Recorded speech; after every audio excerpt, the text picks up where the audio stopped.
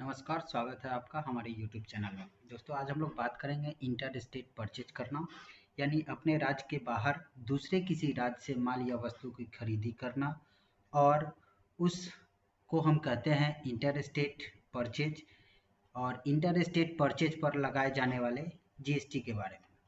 तो दोस्तों, पिछले वीडियो में मैंने आपको बताया था कि GST के अंतर्गत हम लोग परचेज को दो अलग अलग पार्ट में डिवाइड करते हैं, इंटर स्टेट परचेज और इंट्रा स्टेट परचेज। तो इंट्रा स्टेट परचेज के बारे में मैंने पहले ही आपको बता दिया है। आज है इंटर स्टेट परचेज।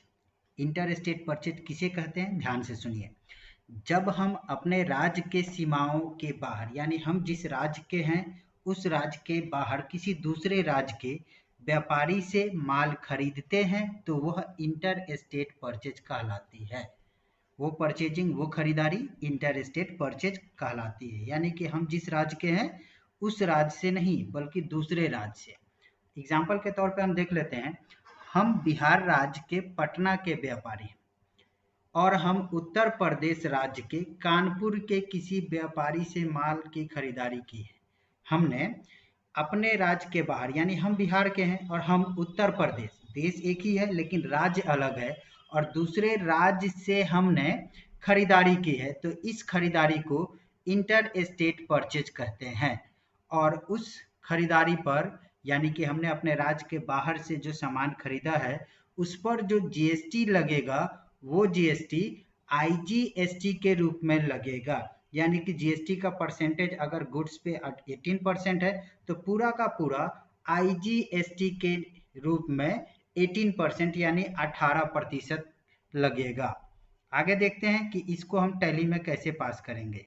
ये हमारे सामने एक Kanpur technical sale and service की बिल खुली हुई है, जो कि एक टैक्स इनवॉइस है।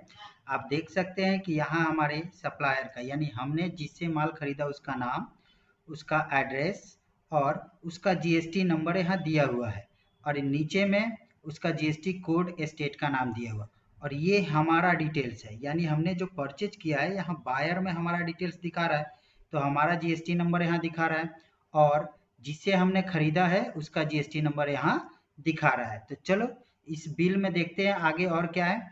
तो इसमें दिखा रहा है कि हमने HP का एक लेजर जेट M प्रिंटर खरीदा है, जिसका HSN कोड दिया हुआ है, 10 पीस खरीदा है 16,000 के दर से, और इस पर जो GST लगा है वो IGST के रूप में 18% लगा है, जो कि सामान का मूल्य हो गया 1,60,000 रुपया 16,000 के दर से 10 पीस का, और अतिरिक्त जो integrated goods and service tax लगा है वो 28,800 का लगा है। तो कुल जमा 1,88,000 रुपये, 88,800, 1,88,800 की बिलिंग है। अब इस बिल को हमने टैली में इंटर करना है, तो कैसे करेंगे इसकी एंट्री, चलो देखते हैं। तो सबसे पहले हम टैली को ओपन कर लेंगे, अपनी कंपनी को एक्टिव कर लेंगे।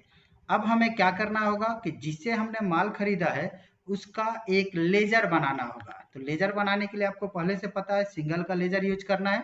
गेटवे ऑफ टैली पे गए, क्रिएट का यूज किए, इंटर लेजर इंटर। हमें किसका बिल बनाना है, तो यहाँ पर हमारे बिल में दिया हुआ है Kanpur technical sale and service. यही बिल से ही मैंने कॉपी कर लिया और यहाँ लाकर पेस्ट कर दिया, Ctrl+C से कॉपी, Ctrl+V से पेस्ट। ये हमारे लिए सन्ड्री क्रेडिटर है, तो सन्ड्री क्रेडिटर दे दिए, इंटर इंटर इंटर। यहाँ पर इनका एड्रेस अगर है तो एड्रेस हम डिफाइन करेंगे। यहाँ पे एड्रेस दिया हुआ, एड्रेस को भी मैंने कॉपी कर लिया। सॉफ्ट कॉपी में हमारे सामने था तो हमने कॉपी कर लिया, हार्ड कॉपी में होता तो हमको टाइप करना होता। यहाँ पर इनका राज्य हम सेलेक्ट कर लेंगे, उत्तर प्रदेश, और यहाँ पर इनका पिन कोड होगा वो डाल देंगे। अब यहाँ पर इनका GST नंबर हम डालेंगे। तो यहाँ सॉफ्ट कॉपी में हमें GST नंबर अपने सप्लायर का दिखाई दे रहा है, जो कि 09 से स्टार्ट है, और 09 हमारे उत्तर प्रदेश का कोड है। तो इसको हमने कॉपी कर लिया, सॉफ्ट कॉपी में है तो, नहीं तो हमको टाइप करना होता, और इसको हमने कर दिया पेस्ट और इसको करा दिया एक्सेप्ट। अब एक लेजर हमको बनाना होगा IGST का। यहाँ पर हम ले लेंगे ड्यूटीज एंड टैक्सेस। अच्छा, इसको मैं कैपिटल लेटर में कर देता हूँ IGST, और इस यहाँ पर लिख देता हूँ 18%, ताकि और अच्छे से क्लियर रहे।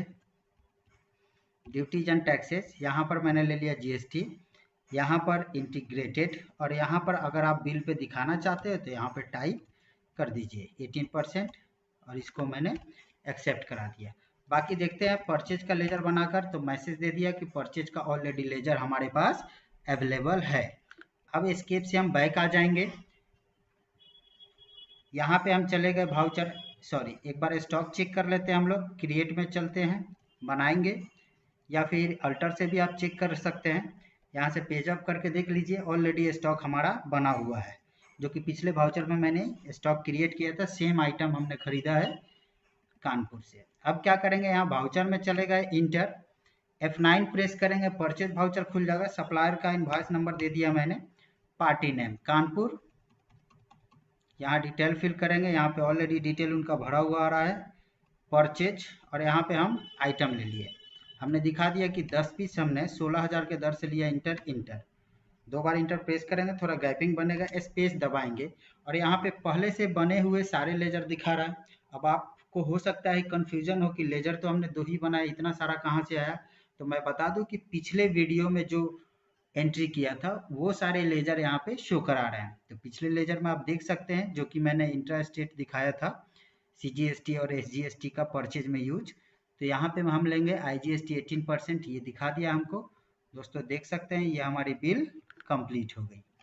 रिपोर्ट देखने के लिए आप चाहे तो एस्केप से गेटवे ऑफ टैली पे आ सकते हैं यहाँ, और यहाँ पर आप बैलेंस शीट में भी आप देख, यहाँ पे दिखा रहा है डिस्प्ले रिपोर्ट में जाने के बाद GST R2। दोस्तों टैली ने क्या किया है, अपना एक नया version tally prime 3.0 release 3.0 launch किया है। उसमें थोड़ा अपेरियंस चेंज किया है। तो अगला वीडियो 3.0 पे आएगा।